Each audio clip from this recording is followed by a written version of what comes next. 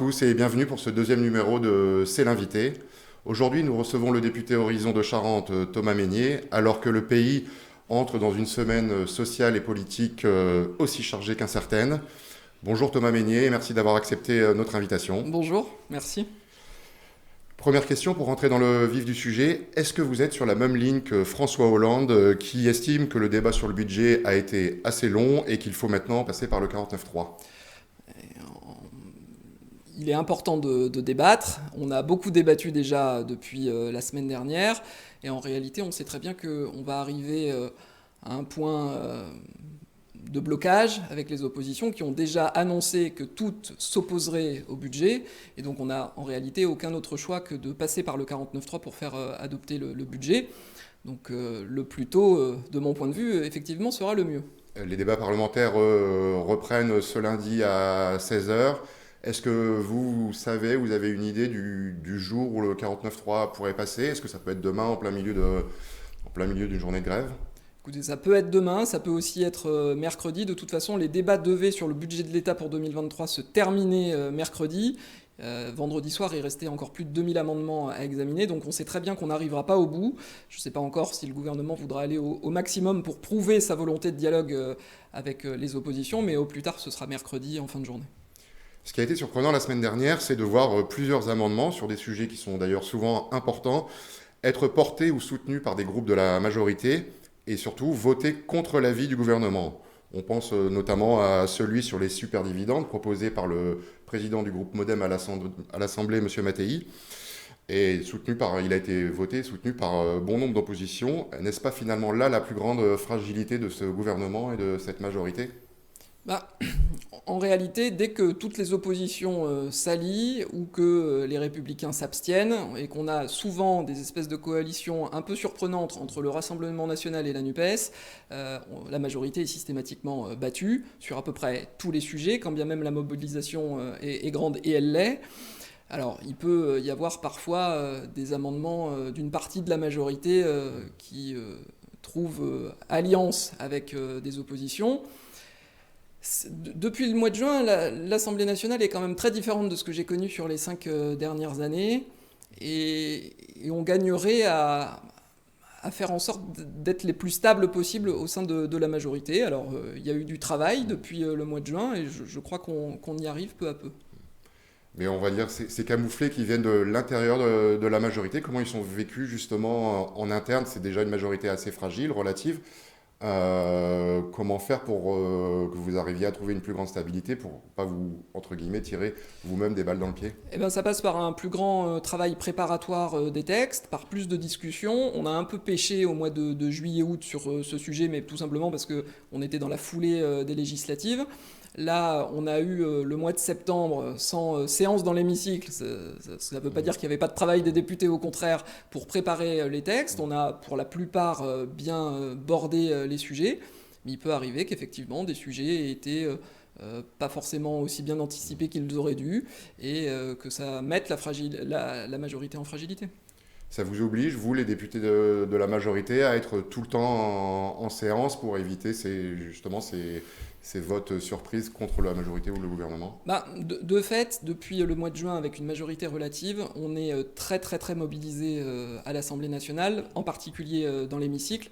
Ça pose un certain nombre de problèmes. Alors, certains qui nous regardent pourraient se dire il va quand même pas se plaindre d'être dans l'hémicycle.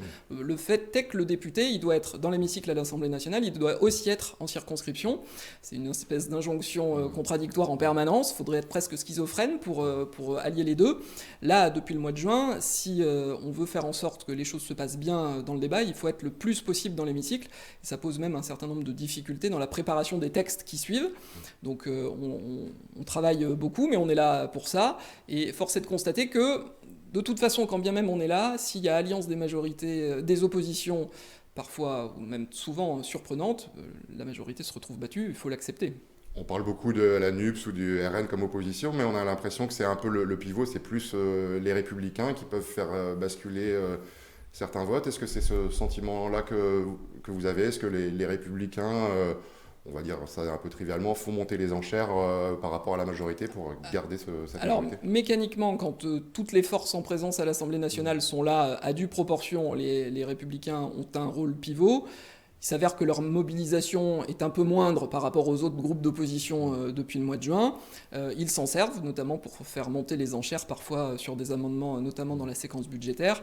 Mais en réalité, les groupes les plus mobilisés des oppositions sont le Rassemblement national et la NUPES, qui produisent une certaine agitation, pour pas dire plus, dans l'hémicycle, et qui, par leur alliance régulière, battent le gouvernement.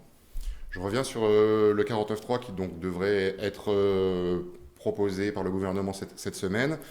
Est-ce que pour vous, par exemple, cet exemple des superdividendes, est-ce qu'il faut garder cet amendement ou l'enlever comme le gouvernement en a la possibilité pour revenir à un texte sans les amendements qui ont été votés contre son avis? Par définition, dans le 49.3, le gouvernement met le texte qu'il veut.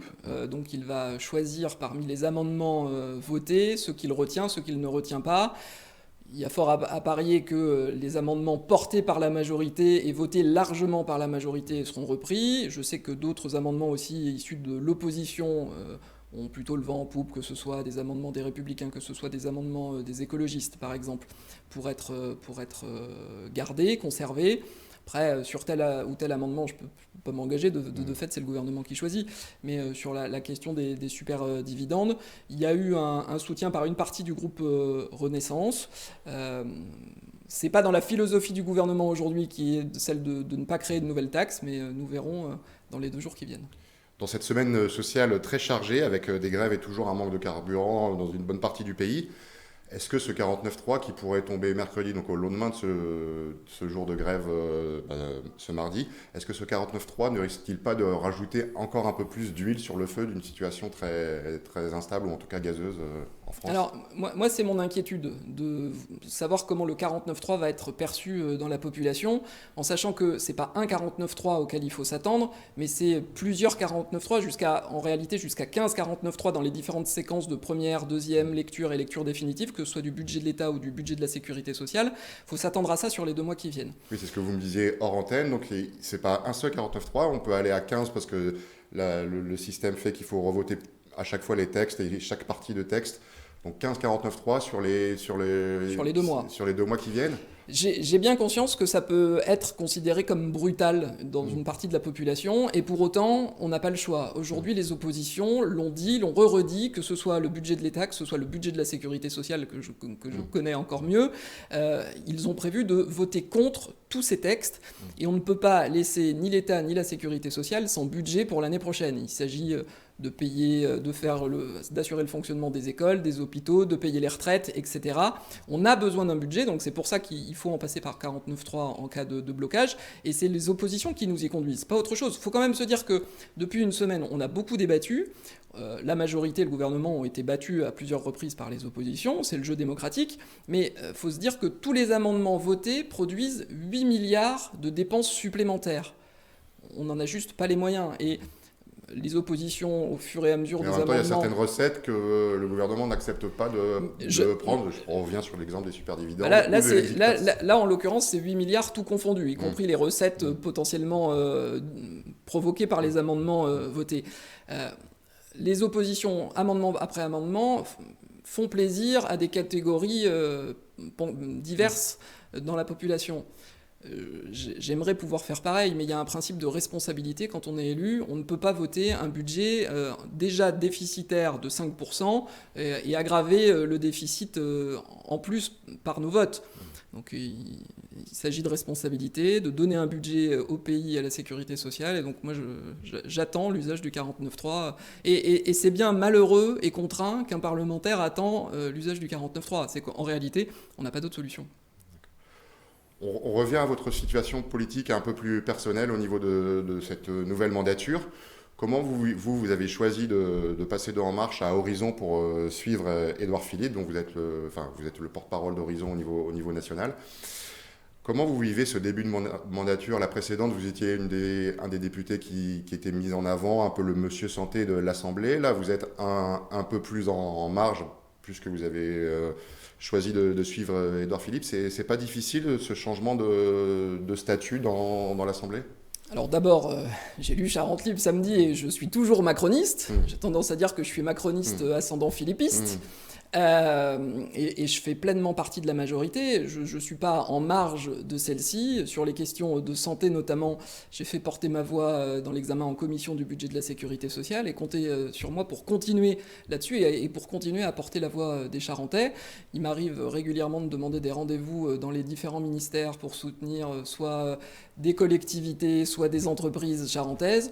Et je ne crois pas les obtenir plus difficilement ou moins facilement qu'avant, tout au contraire. Donc je continue à faire partie de cette majorité, à y porter ma voix et à y avoir une place que j'ai pu construire depuis 5 ans. On vous a quand même vu la semaine dernière, et c'était peut-être quelque chose de nouveau pour ceux qui suivent les débats au Parlement. Vous avez posé une question au gouvernement, vous vous êtes opposé, j'allais dire presque frontalement, à la fois au ministère de la Santé et au gouvernement sur 2 sujets. Vous vous êtes montré opposé Enfin, vous voulez défendre la liberté d'installation des médecins, contrairement à ce que essaye de mettre en place le gouvernement. Et peut-être aussi, et surtout, vous êtes plein, entre guillemets, aussi de nombreux décrets qui n'ont pas été passés sur vos propres sujets de santé. Est-ce que vous pouvez nous expliquer un peu plus pourquoi vous avez décidé de poser cette question au gouvernement qui n'a pas reçu, je le précise, de réponse? Il y a eu une réponse, mais qui ne répondait pas à la question en réalité. Mais d'abord, j'ai posé cette question. J'ai pas changé de ton, j'ai pas changé de place. C'est tout simplement qu'on arrive à un moment où j'ai 5 ans de mandat derrière moi. On a fait des choses. Et il s'avère que maintenant, il faut passer à la concrétisation dans le quotidien. Est-ce que vous pouvez donner des exemples justement de ces décrets qui nous... Et donc j'y viens. J'ai été beaucoup attaqué pendant la campagne législative, et c'est normal, c'est le jeu démocratique, sur l'engagement par exemple sur la santé. Moi sur la santé, dans les 5 dernières années, j'ai été rapporteur de nombreuses lois. Il s'avère que 5 ans après, il manque, seulement en prenant 2 lois parmi toutes, il manque 17 décrets, 13 arrêtés pour que concrètement, les choses entrent dans le quotidien des gens. Par exemple, si vous avez mal à la gorge avec une potentielle angine, que vous puissiez aller voir un pharmacien plutôt qu'un médecin généraliste que vous n'avez pas forcément. Ça a été voté, mais c'est toujours pas... Exactement. Par exemple, si vous vous tordez la cheville sur le trottoir en allant travailler ce matin, vous ne pouvez pas aller voir un kiné directement, vous êtes obligé d'aller voir un médecin, alors même que si vous étiez tordu la cheville hier sur le bord du terrain de foot ou de rugby, le kiné aurait pu vous voir. Tout ça, ce sont des choses qui ont été votées et qui ne sont pas rentrés dans le quotidien des gens parce que les décrets et arrêtés n'ont pas été pris. Et ça, c'est pas entendable. Il faut montrer que la loi a été votée, que les députés ont fait leur travail, et c'est important de le rappeler, sauf qu'il faut, pour que ça se mette en œuvre, que le gouvernement, l'administration prennent et mettent en œuvre les décrets et arrêtés. Et donc c'est pour ça que j'ai eu cette question, cette interpellation du gouvernement dans l'hémicycle, parce que je suis dans mon rôle de contrôle de l'action de l'exécutif. La confiance n'exclut pas le contrôle, et c'est aussi comme ça que je vois mon rôle dans la majorité. Ça m'amène à poser la question de votre positionnement politique par rapport à Emmanuel Macron et Renaissance. Vous êtes, je l'ai dit tout à l'heure, porte-parole d'Horizon. Quel est justement ce positionnement politique par rapport à la majorité? On voit Édouard Philippe qui est aussi critique lors de certaines de ses sorties publiques. Il parle de réduire le plus vite possible, sous-entendu, et ça se réduit pas assez vite, la dette publique, ou d'allonger encore le départ à la retraite à 65 ou jusqu'à peut-être 67 ans. Ce n'est plus des critiques feutrées, ce sont des critiques publiques. Comment vous vivez ça? En réalité, Édouard Philippe, il a dit ces derniers jours ce qu'il disait déjà il y a 1 an, qu'il faut faire une réforme des retraites. Elle est indiscutable, inévitable. On a un système de retraite qui, dans les prochaines années, va être de plus en plus déficitaire, jusqu'à 12-13 milliards de déficit par an, et donc il faut le réformer. Soit on fait baisser les salaires avec des cotisations supplémentaires, soit on allonge la durée soit on fait baisser les pensions, mais enfin ça, personne n'y pense, soit il faut travailler davantage. C'est cette option-là qui est mise en avant. Et donc après, la question, c'est de savoir jusqu'à quelle limite. Le président de la République, il a été élu sur un programme, et moi aussi comme député de la majorité, qui porte le départ à la retraite à 65 ans. 65 ans, ça correspond à ce que dit Édouard Philippe. Édouard Philippe, il dit qu'il faut peut-être aller jusqu'à 67, parce que certains pays voisins en Europe l'ont fait.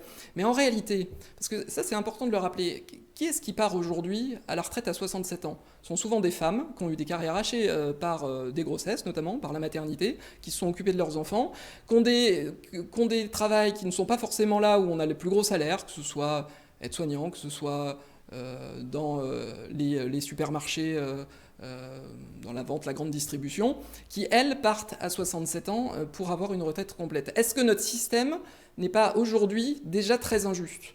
Et donc, il est question tout simplement de fixer un départ à la retraite pour tous un peu plus tardif, pas forcément plus tardif pour une partie de la population qui y part déjà à 67 ans, et d'en profiter pour procéder à un certain nombre d'avancées sociales, comme une retraite minimale à 1 100 €, comme un travail plus en avant sur la pénibilité. Ce sont des sujets que j'ai eu l'occasion d'aborder plusieurs fois avec Olivier Dussopt, le ministre du Travail, et qu'on va continuer de travailler, parce que la réforme des retraites devrait intervenir en début d'année 2023.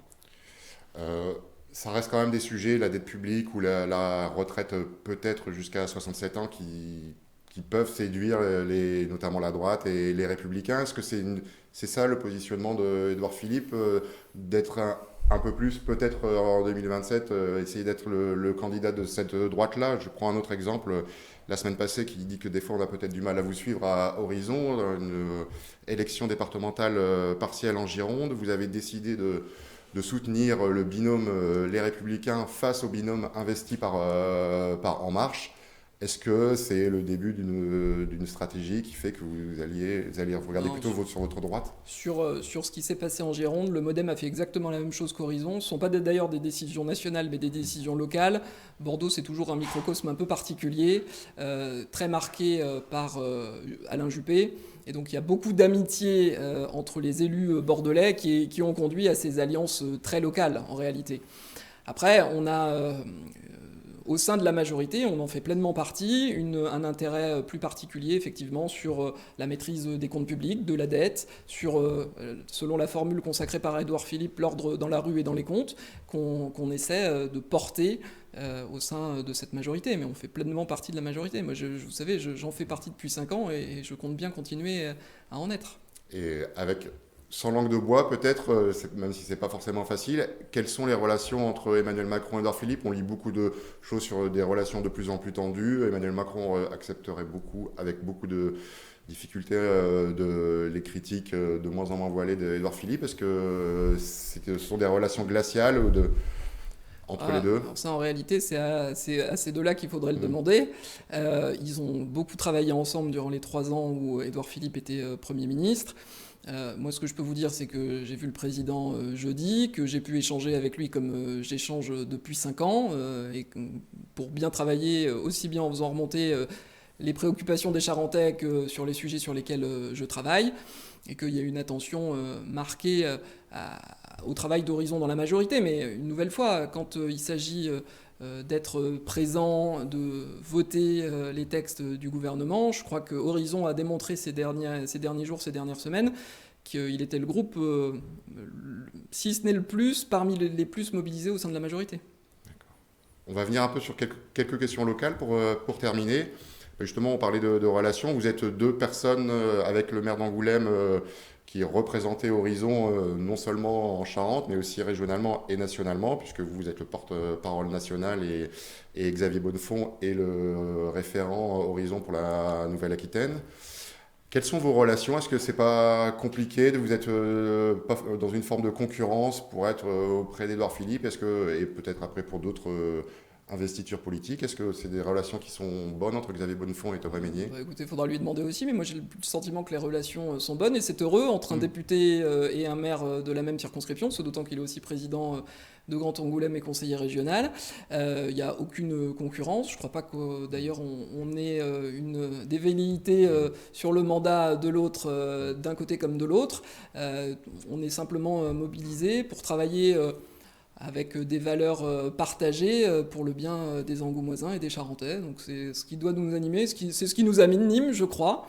Et au sein d'Horizon, on devrait, je crois, se féliciter d'avoir 2 représentants d'Angoulême et de la Charente, parce que ça permet peut-être une prise en compte un peu plus grande des envies, des préoccupations charentaises. Est-ce qu'à Horizon, on ne regrette pas qu'ils ne s'investissent pas plus au niveau national Xavier Bonnefond a toujours dit qu'il s'occupait essentiellement du local. Est-ce que vous aimeriez qu'ils s'investissent plus pour porter la parole de ce groupe Il a toujours eu cet engagement plus local et régional d'ailleurs. Au sein d'Horizon, il est le référent du parti au niveau de la Nouvelle-Aquitaine. Donc il est dans son rôle, à la fois dans ce qu'il a toujours fait, déclaré, et à la fois dans son rôle au sein d'Horizon. Donc il n'y a pas de sujet. Il participe, comme moi, au bureau politique tous les mardis d'Horizon. De temps en temps, il vient au siège. La plupart du temps, il est en visio, et c'est bien normal. Dernière question sur un sujet qui est quand même important localement. Vous avez gagné l'élection législative de 28 voix contre René Pilato, le candidat de la NUPS, qui a déposé un recours. Celui-ci a passé ces dernières semaines une nouvelle étape devant le Conseil constitutionnel, qui pourrait mener à revenir vers les urnes. Est-ce que pour vous, c'est une épée de Damoclès au-dessus de votre siège ? Pas du tout. Il y a un recours qui a été déposé par René Pilato et il est dans son plein droit dans notre démocratie. Le recours continue son parcours. Moi, le Conseil constitutionnel m'a écrit en août pour me demander un certain nombre de points. Je sais que le ministère de l'Intérieur a eu à répondre aussi par rapport au Conseil constitutionnel d'un certain nombre de points.